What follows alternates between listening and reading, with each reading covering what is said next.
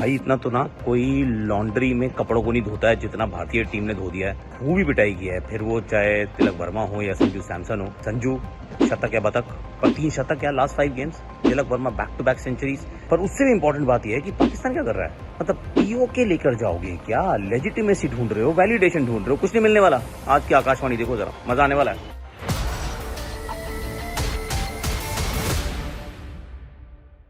करते क्यों ऐसे काम तुम लोग यार वैसे honestly, and this is a very genuine मतलब सवाल है ये। एंड आई टेल यू आज, क्योंकि बहुत लोगों ने बात कर रहे थे कि भारत जो कर रहा है वो गलत कर रहा है, भारतीय गवर्नमेंट को अलाउ करना चाहिए, this and that, Indian team को जाना चाहिए। बहुत सारी आउटक्राई थी इस बारे में, पर नाउ ये जो काम हुआ है, आईसीसी ने अब लिख दिया पीसीबी को कि ये जो आप कर रहे हैं ट्रॉफी टूर, इसको करो कैंसिल, क्योंकि I'll tell you what sport does। Pakistan ने क्या चुना? पाकिस्तान के पास बहुत सारी अपनी भी सिटीज हैं, जिसमें कराची होगा, इस्लामाबाद होगा, लाहौर होगा, रावलपिंडी होगा, मुल्तान होगा। बहुत सारी सिटीज है ना आपके पास, आप वहां पे ट्रॉफी को ले जाके घुमा सकते हैं। सी आईसीसी ट्रॉफी का वो जो टूर होता है, it is a very regular thing. ये होता भी है, भारत में भी होता है, अलग अलग जगहों पे लेकर जाते हैं, उसको सेलिब्रेट किया जाता है। तो ऐसा पीसीबी ने कहा कि हम भी करेंगे, पर मतलब एक पाकिस्तान की सिटी और बाकी ऑक्यूपाइड कश्मीर की सिटीज के नाम डाल दिए उसमें। सर करना क्या चाह रहे हो? I mean I will tell you कि अब जो now this is where it starts. तो जब ये नाम डाल दिए तो BCCI must have raised an issue, और वो कंसर्न जो था वो आईसीसी को बताया गया होगा कि ये तो गलत हो रहा है भाई साहब। और फिर आईसीसी ने समझा कि हाँ ये तो गलत है, ऑब्वियसली गलत है। तो उनको कहा कि मना कि नहीं करना चाहिए। अब Pakistan in the first place क्यों ऐसा कर रहा है? क्योंकि sport is very often used as a soft power. Power का एक सिंबल होता है, और लेजिटिमाइज कर रहे हैं आप चीजों को कि हमारे पास ट्रॉफी है, पाकिस्तान उस ट्रॉफी को या कहें उस चैंपियनशिप को, उस टूर्नामेंट को होस्ट कर रहा है। तो आप उन जगहों पे लेके जाओ जिन पे आपका हक है, जो आपकी टेरिटरी में है। सर डिस्प्यूटेड है ना, हम तो कह रहे हैं कि हमारी है, लेट्स बी ऑनेस्ट, हमारी है। वो यूएन में जाना एंड ऑल ऑफ दैट, वो that's a separate story, I am not the expert, तो उसके बारे में मैं बात नहीं करूंगा। लेकिन आपने वहां ले जाने का फैसला क्यों किया? क्योंकि आप लेजिटिमाइज करना चाहते हो कि हाँ हमारा है, ये सब कुछ हमारा है, and then the world starts recognizing it. No, you don't do that. तो ये ऐसा नहीं है कि एक हल्की सी मिस्टेक हो जाती है, गलती से मिस्टेक हो गई, ऐसे ही मतलब कर लिया। 5, 7, 8, 10 सिटीज थी आपकी, आप वहां छोड़ के आप पीओके में जा रहे हो। तो ऑक्यूपाइड कश्मीर में जाके अगर आप घुमाने वाले हो ट्रॉफी, तो इसका अर्थ है ये आप इस टूर्नामेंट को, and it actually validates India's concern. India has 2 concerns, let's be honest. एक तो डॉसियर तैयार हो रहा है, this is what I have heard, जिसके अंदर पिछले 15 साल की पूरी कहानी है, जिसमें पाकिस्तान में क्या क्या टेरर अटैक्स हुए हैं, छोटे और बड़े, और कितने पाकिस्तान स्पॉन्सर्ड अटैक्स जो है वो कश्मीर में हुए हैं। तो we have been hurt quite badly. तो जब ऐसा हुआ है तो बताया जा रहा है कि ये सब कुछ है, and are players are going to be prime targets. तो हम तो नहीं समझते कि ये सिक्योरिटी के दृष्टिकोण से सही बात है कि भारतीय खिलाड़ी वहां जाए, पॉइंट 1। दूसरा, you need to hurt them where it hurts the most, you need to hit them where it hurts the most। भारतीय डिप्लोमेसी भी इस बात को समझती होगी ना कि सर आप अगर इसको सॉफ्ट पावर का इस्तेमाल करके लेजिटिमेसी अगर आप ढूंढ रहे हैं, आप पीओके में ले जाके वो ट्रॉफी को घुमाना चाहते हैं, तो इसका मतलब आपका पर्पस जो है वो तो लेजिटिमाइजिंग है ना, कि आप जो कर रहे हैं वो सही कर रहे हैं। तो India has every right to say कि sorry boss, we do not agree 1 bit. और इस वजह से ये थोड़े से ना, मेरे विचार में तो सच्ची बात बताऊं, ये पोल खुल गई है। मास्क होता है, नकाब होता है, वो निकल चुका है, निकल गया, और उसके नीचे से चेहरा सामने आ जाता है कि आपके मतलब जो आपके अल्टीरियर मोटिव्स क्या हैं। एंड नहीं जाएगी इंडिया, जाना भी नहीं चाहिए। सो ऑनेस्टली स्पीकिंग, आप लेकर जाओ ट्रॉफी को, वो वहां पे भी नहीं ले जा पाओगे, क्योंकि आईसीसी ने आपको वही मना कर दिया। But not right Pakistan, what you try to do wasn't right, and that justifies what India is trying to do. तो जस्टिफिकेशन आपने खुद ही प्रदान कर दिया कि क्यों भारत को ये करना चाहिए जो भारत कर रहा है। Like it, hate it, this is how it's going to be। Sanju Samson का सिर्फ एक ही है मंत्र भैया, शतक नहीं तो बतक, नहीं तो शतक। आई मीन 5 मैच में पिछले जड़ दिया उन्होंने, 3 T20 आए शतक। Isn't that absolutely incredible? अब ये अलग ही दर्जे की बैटिंग कर रहा है भाई। जब बैटिंग करने लगता है तो ऐसी करता है कि आप सोचते हो वाओ। वांडरर्स के मैदान पर सी कहते हैं थोड़ा सा हाइट पे, इसलिए वो थोड़ी थिन होती है, हवा जो है थोड़ी थिन होती है, इसलिए बहुत छक्के लगते हैं इस मैदान पे। एक्चुअली छक्के वैसे लगे भी बहुत हैं। वो जो ऑस्ट्रेलिया वाला मैच था, ऑस्ट्रेलिया साउथ अफ्रीका, 434 रन इसी मैदान पे चेज हो गए थे। पर संजू ने जब धोना शुरू किया, मजेदार बात यह है लेकिन अकेले नहीं थे, संजू के साथ अभिषेक शर्मा भी थे, और दोनों ने वो पावर प्ले के अंदर असली पावर, प्रॉपर प्ले दिखाया। बता दिया कि ये जो नई भारतीय टीम का खेलने का अंदाज है ये बहुत ही निराला है, तोड़ू फोड़ू है, धूम पटाख डम डम वाली ये क्रिकेट खेलते हैं। और अगर आप ये वंडर कर रहे हो कि मैं कहाँ पे हूँ, मैं आ रहा हूँ, अभी आऊंगा, अभिषेक शर्मा भी बात करूंगा, संजू सैमसन की ओर करूंगा, तिलक वर्मा भी की भी करूंगा, पर क्योंकि तिलक की हम बात कर रहे हैं तो तिलक मैंने भी लगाया हुआ है। आज का दिन बड़ा इंटरेस्टिंग दिन था मेरे लिए। सुबह 6 बजे की मेरी फ्लाइट थी, 6:30 बजे की, मुंबई से दिल्ली।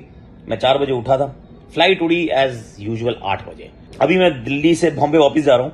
मेरी फ्लाइट थी 9:30 बजे रात को और 12 बजे उड़ेगी। तो ऐसे ही चल रहा है। अब आया था दिल्ली क्योंकि ऑफ कोर्स मेरी मदर इन लॉ का वो प्रेयर सर्विस थी, तो of course I had to be here. पर कमाल हो रहा है, हमारी एविएशन इंडस्ट्री कमाल कर रही है, खूब इंतजार कराती है।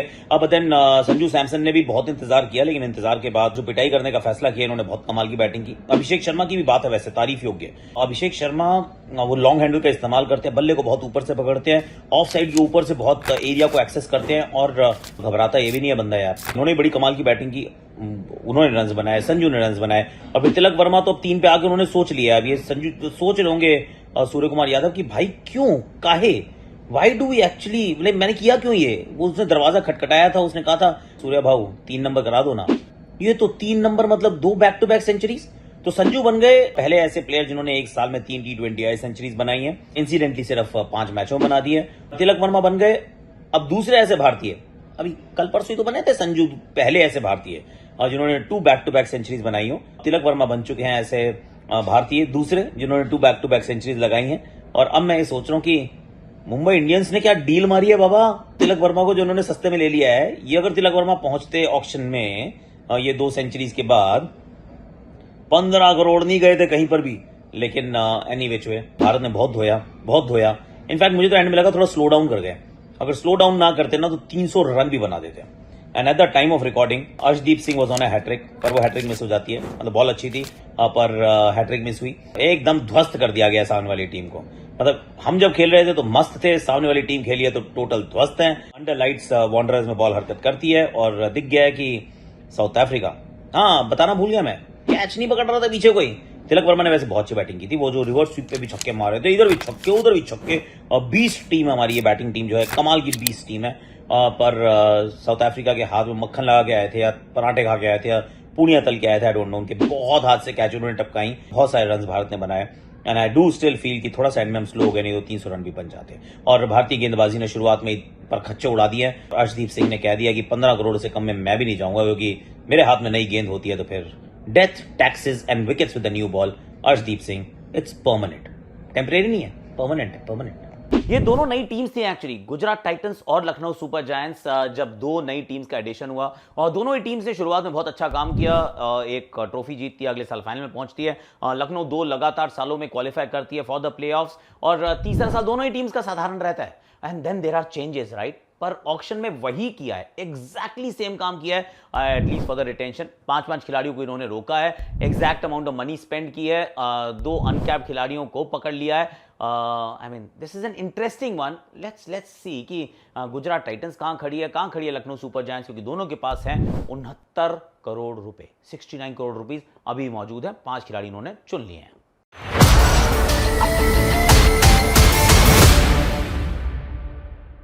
गुजरात टाइटंस से मैं जरा शुरू करता हूं बात की भाई किस प्रकार का इनका प्रदर्शन रहा है। सबसे पहली बात तो राशिद खान को 18 करोड़ में रोका। And I actually genuinely feel कि वेल डन शुभमन गिल, क्योंकि ऐसा तो हो नहीं सकता ना कि शुभमन गिल के पास ऑफर ना आई हो। 100% I give you in writing की ऑफर्स आई होंगी कि भाई साहब हमारे पास आ जाओ, we'll give you more money, just get release. मतलब हमारे पास तो नहीं बुला सकते हो आप, पर गेट रिलीज, खेल यहाँ से निकल लो और हम 22 करोड़ तक तो जाएंगे, हम 23 करोड़ तक तो आपके लिए पक्का जाएंगे। See these are the promises that are made generally. पर आप अपनी फ्रेंचाइज में रुकते हैं और उसके बाद ईगो को साइड में रखते हैं, कहते हैं कोई नहीं, मैं सेकंड रिटेंशन होने के लिए भी तैयार हूँ, मुझे फ़र्क नहीं पड़ता कि बाकी लोग मेरे बारे में क्या सोचेंगे। बिकॉज आईपीएल में एक चीज़ ज़रूर हो गई है कि it's also about a lot of brand value. और जैसे ही वो हेनरिक क्लासन ने 23 करोड़ लिए थे ना, तो फिर लोगों ने भी फिर 21 करोड़ लेने शुरू किए, प्रोवाइडेड कि भाई उनका वो बैलेंस ना बिगड़े। पर भाई ने तो 16.5 में हाँ कर दिया, कोई बात नहीं, अपन रुकेगा, अपन कप्तान है, पर 16.5 करोड़ में फ़ायदा होगा मेरी टीम का। 18 करोड़ में राशिद खान एक्चुअली रोके जाते हैं, 8.5 करोड़ में Sai Sudharsan, which I think is a very good deal, क्योंकि ये बंदा बहुत तगड़ा है यार। इनके दोनों ओपनर अब सेट हैं, 4 ओवर का राशिद खान इनके पास सेट है, उसके बाद राहुल तेवतिया और शाहरुख खान को इन्होंने रोका है। शाहरुख खान की जगह किसी और को भी रोक सकते थे पर 4 करोड़ में मिल गए हैं, और राहुल तेवतिया आई think is worth a lot more. और तो इनके पास 2 तो फिनिशर हो गए राहुल तेवतिया और शाहरुख खान के रूप में, 2 इनके पास ओपनर्स हो गए साई सुदर्शन और शुभमन गिल के रूप में, एक 4 ओवर का बैंक है इनके पास जो मैच को 16 ओवर के का बनाने की काबिलियत रखता है। So their retention is quite good actually. और अब इनके पास एक राइट टू मैच कार्ड अभी भी अवेलेबल रहेगा, क्योंकि and that is for a capped player. और वो कौन हो सकते हैं? वो डेविड मिलर भी हो सकते हैं, वो मोहम्मद शामी भी हो सकते हैं। और मुझे एक्चुअली क्या लग रहा है अभी क्या करने वाले हैं, so just think about it. इनको चाहिए एक विकेट कीपर बैटर। अब wicket keeper batter Wriddhiman Saha का अभी the good times are behind him, the best is behind him. इनको एक विकेट कीपर बैटर चाहिए, पर कौन सा चाहिए, कैसा चाहिए? इनको थोड़ा सा ऐसा चाहिए थोड़ा संभल के खेल सकता हूँ। इनको ज़रूरी नहीं है कि वैसा बैटर चाहिए जो आए और छक्के छक्के मारे, क्योंकि ना यहाँ पर जो पिचेज होती हैं वो थोड़ा सा हरकत ज़्यादा करती हैं। Under lies it is a very different surface. और हालांकि क्योंकि शुभमन गिल एक अलग टेम्पलेट में बैटिंग करते हैं, तो इनके जहन में बात हो सकती है कि हम दूसरी तरफ से फिल सॉल्ट मिल जाए या रहमानुल्लाह गुरबाज मिल जाए या फिर जॉस बटलर मिल जाए, उस तरीके की सोच भी हो सकती है। But then they do need a wicket keeper batter, और आइडियली जो टॉप ऑर्डर में कहीं खेलता हो, नंबर 3 पे, नंबर 4 पे, 3 पे साई आ जाए, वो ओपन कर ले। So that's the kind of thing they must be thinking. क्या ये ईशान किशन की तरफ जाएंगे? Maybe not actually. Ishan शायद इनकी रेडार में उतनी ऊपर ना हो, पर बाकी लोग हो सकते हैं। केएल राहुल की तरफ भी जा सकते हैं, थोड़ी देर के लिए तो ऋषभ पंत के पास भी जाने का प्रयास करेंगे। हालांकि उतने पैसे नहीं है कि उनको ले पाएंगे, पर कोशिश ज़रूर करेंगे। उसके बाद है एक्चुअली फील कि शामी के लिए राइट टू मैच बचा के रख सकते हैं, पर वो नूर अहमद पे भी इस्तेमाल हो सकता है, वो डेविड मिलर पे भी इस्तेमाल हो सकता है, और मुझे ऐसा लगता है भुवनेश्वर कुमार के पीछे जाएंगे। इस टीम में मैं भुवनेश्वर कुमार को जाते हुए देख रहा हूँ, और हो सकता है 5, 6, 7 करोड़ तक भी चले जाएं, 8 भी खर्च कर देंगे तो आई वोंट बी सरप्राइज, क्योंकि इस पिच पे जहाँ पे Mohammed Shami under lights has been outstanding, और मिस किया इन्होंने। Bhuvneshwar Kumar has the same skills, और भुवनेश्वर कुमार 34 साल का, 3 साल का और उनके पास क्वालिटी साल बचे हैं। So I think he could be the guy. इन्होंने तो उमेश यादव को भी खिलाया ऐसी, तो मुझे लगता है कि भुवनेश्वर कुमार यहाँ जाते हुए मुझे नज़र आते हैं। नूर अहमद को भी अपने पास लेने की कोशिश पक्का करेंगे। I think this is the kind of setup that they have. I am okay with it जो उन्होंने किया है। एलएसजी की तरफ फटाफट से रुक कर लेते हैं। निकलस पूरन 21 करोड़, और ये इस टीम के कप्तान होंगे। डिसाइड हो ही गया है, क्योंकि नहीं तो क्यों ही रोकते, आपने केएल राहुल को तो जाने दिया है। फिर 11 करोड़ में रवि बिश्नोई और 11 करोड़ में ही Mayank Yadav. These are interesting choices, क्योंकि मयंक यादव 11 करोड़, 20 लाख से 11 करोड़। मयंक यादव पूरे मैच नहीं खेलते, मयंक यादव थोड़े इंजर्ड भी रह रहे हैं, पर मयंक यादव जब खेलते हैं तो प्लेयर ऑफ द मैच बन जाते हैं। It's a risky investment but an investment never the less. तो ये इस तरीके से सोचा है कि अगर ये फिट रहा तो काम कर जाएगा। और इसी के साथ इन्होंने एक्चुअली बॉलिंग के ऊपर थोड़ा ज़्यादा फोकस रखा है, क्योंकि रवि बिश्नोई के 4 ओवर्स और 4 ओवर्स इनको मिलेंगे मोहसिन खान के, तो 12 ओवर की बॉलिंग इन्होंने बचाई है सबसे पहले, ये करने की कोशिश, क्लियर मैसेज है। निकलस पूरन के रूप में एक मिडिल ऑर्डर कप्तान, lefty keeper, one of the best in the world right now, at par with Heinrich Klaasen, तो ये एक अच्छा एक्विजिशन है। आयुष बदोनी के रूप में एक और इंडियन बैटर, जिसको थोड़ा सा नीचे की तरफ बैटिंग कराएंगे, पर इनको अभी शॉपिंग बहुत करनी है।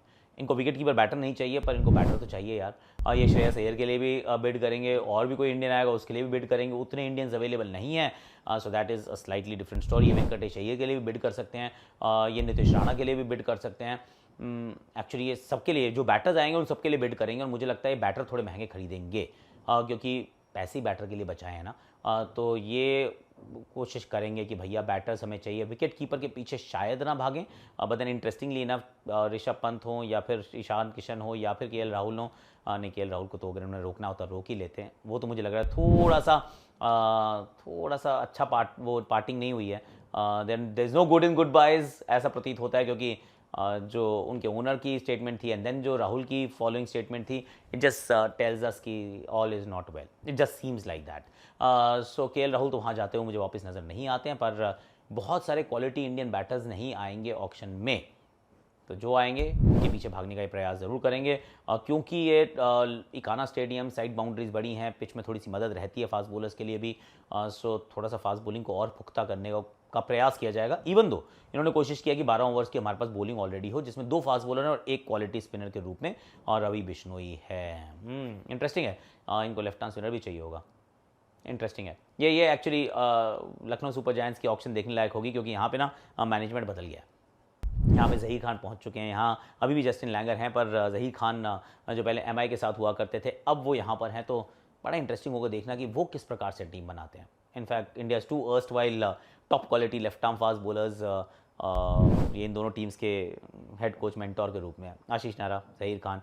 देखते हैं दोनों में से बेहतर टीम कौन इवेंचुअली बना पाता है। मज़ा आएगा। आपको क्या लग रहा है, कौन सी टीम बेहतर लग रही है और किसकी रिटेंशन पॉलिसीज अच्छी लग रही है, कौन आगे तक जा सकता है? It's an interesting one. आप मुझे बताइएगा कमेंट सेक्शन में फटाफट से। चलो बताओ।